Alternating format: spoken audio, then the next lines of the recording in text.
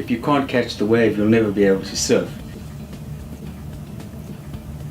I'm a surfer, I enjoy surfing, and have always felt that if I lived in California, I needed to live close to the beach.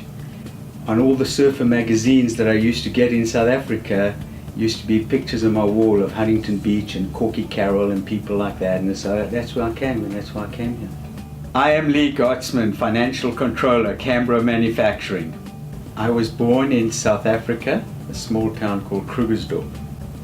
I started surfing when I was 9 years old. My parents owned a house at the beach in South Africa, and every year we would go down and all the surfers would be hitting on my sisters, and my brother and I would steal their surfboards and go surfing. Life was very different in South Africa than here.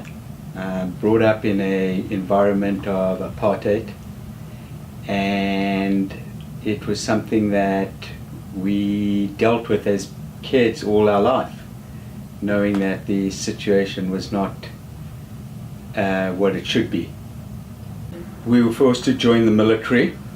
We at first I was sent over into Angola, but at later years you were asked to go into the townships in South Africa and quell some of the riots that were happening, and that's where there was a line drawn, and I knew that that was the point at which time I had to leave South Africa.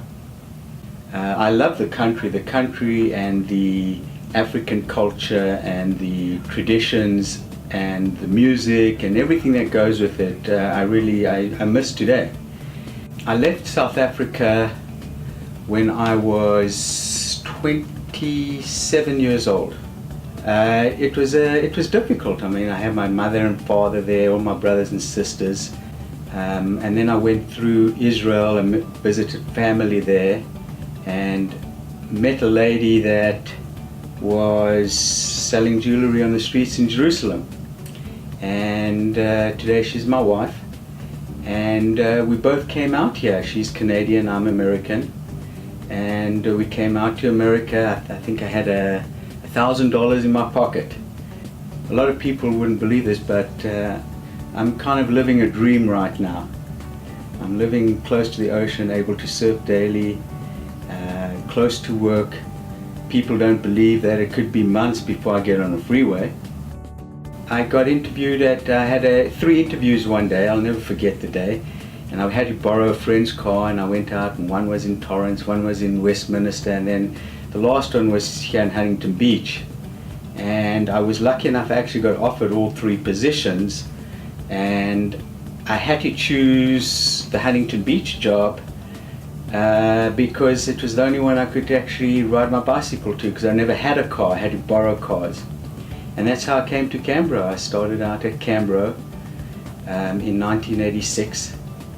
We look at Cambro as our company, not meaning that we own the company, but we come to work every day thinking that how can we make it better? And there's a new challenge every day, and whether it's dealing with China or dealing with Turkey or setting up new ways of doing business, and part of the excitement, and that's what keeps me at Cambro.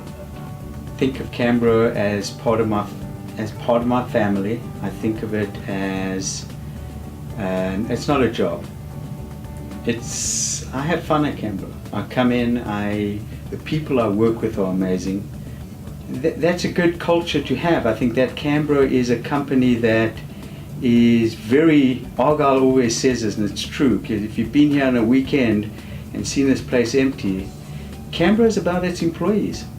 I guess I'm most proud of the fact that I've lived a full life. I grew up in a society that was going through change, and there was a revolution. I mean, there were riots, there was things happening. I've experienced a lot. I've experienced a lot of different things in life, and not just professionally, but personally. I'm fortunate that I'm in that situation. I've got kids that want to be around us and want to hang with us. I have a wife that still wants to be with me, and I think that's what makes it, you know. That's what I'm proud of. I am Cambro.